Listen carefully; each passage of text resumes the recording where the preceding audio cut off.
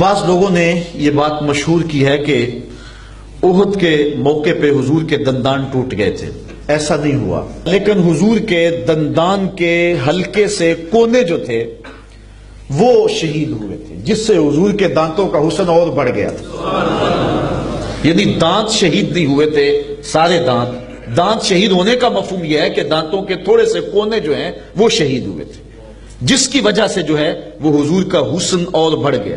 اچھا، کافر بڑے خوش ہوئے جب انہیں پتا چلا نا کہ احد میں حضور کے دانت شہید ہو گئے، اور دانتوں سے انہوں نے یہی مفہوم لیا کہ شاید دانت ہی نکل گئے، تو وہ بڑے خوش ہو گئے کہ شاید اب حضور سونے نہ لگے. اللہ اکبر. حضرت عبداللہ ابن عباس کہتے ہیں کہ وہ حضور جب تشریف لائے نا احد سے، تو آقا کریم علیہ السلام جو ہے وہ منبر پہ جلوہ فراز ہوئے، تو یہ بھی آ بیٹھے کہ اب منظر دیکھتے ہیں. تو کہتے ہیں جب میرے محبوب نے خطبہ پڑھا نا تو حضور کے دانتوں سے ایسا نور نکلا کہ جدھر دیکھا نور ہی نور چھا گیا، دانت نظر ہی نہ آئے، نور ہی پھیلا ہوا. اب سنیے حضرت عبداللہ ابن عباس کی بات. کہتے ہیں کان رسول اللہ صلی اللہ علیہ وسلم افلج الثنیتین اذا تکلم رویا کالنور یخرج من بین ثنایاہ. کہتے تھوڑا سا فاصلہ تھا دانتوں کے درمیان، اور جب حضور بات کرتے تھے نور کی کرنیں چھن چھن کے نکلتی، ماحول کے اندر اجالے پھیل گئے. امام بوصیری علیہ رحمہ کو کون نہیں جانتا؟ یہ وہ شخص ہیں جنہوں نے ساری زندگی بادشاہوں کے قصیدے لکھے. جب وقت آخر آیا، امام بوصیری کو فالج کا حملہ ہو گیا.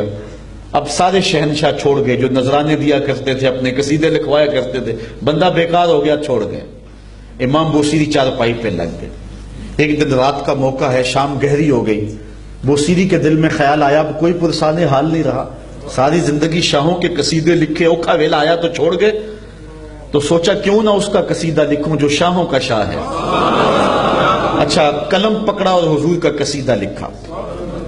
بوصیری قصیدہ لکھ کے سو گئے، مقدر جاگے حضور تشریف لائے، اور آقا کریم نے فرمایا بوصیری جو قصیدہ لکھا سناؤ تو صحیح. امام بوصیری نے رات خواب میں وہ قصیدہ حضور کو سنایا.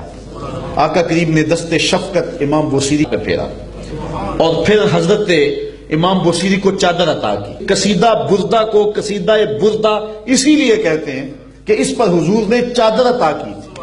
اقبال بھی کہتا ہے اے بوصیری را ردا بخشندائی مر بربت سلما مرا بخشندائی.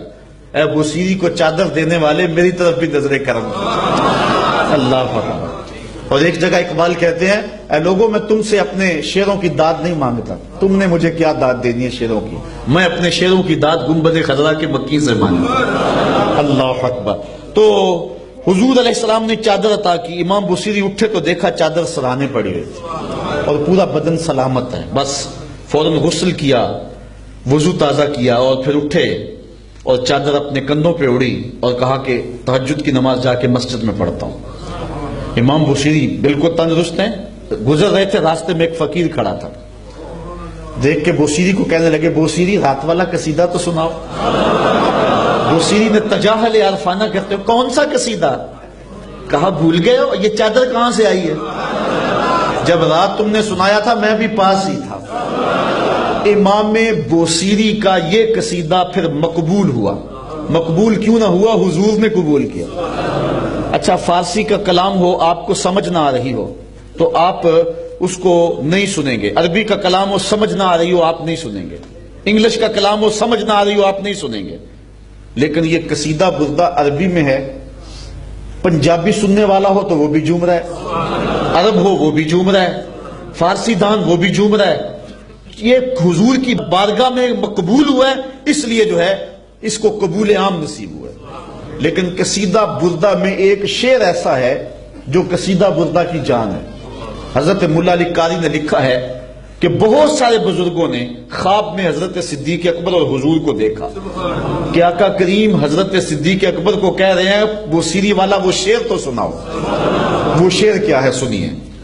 اللہ اکبر. وہ شعر ہے، حضرت امام بوصیری کہتے ہیں کأنما اللؤلؤ المکنون فی صدف من معدن منتق منہ ومتبسم.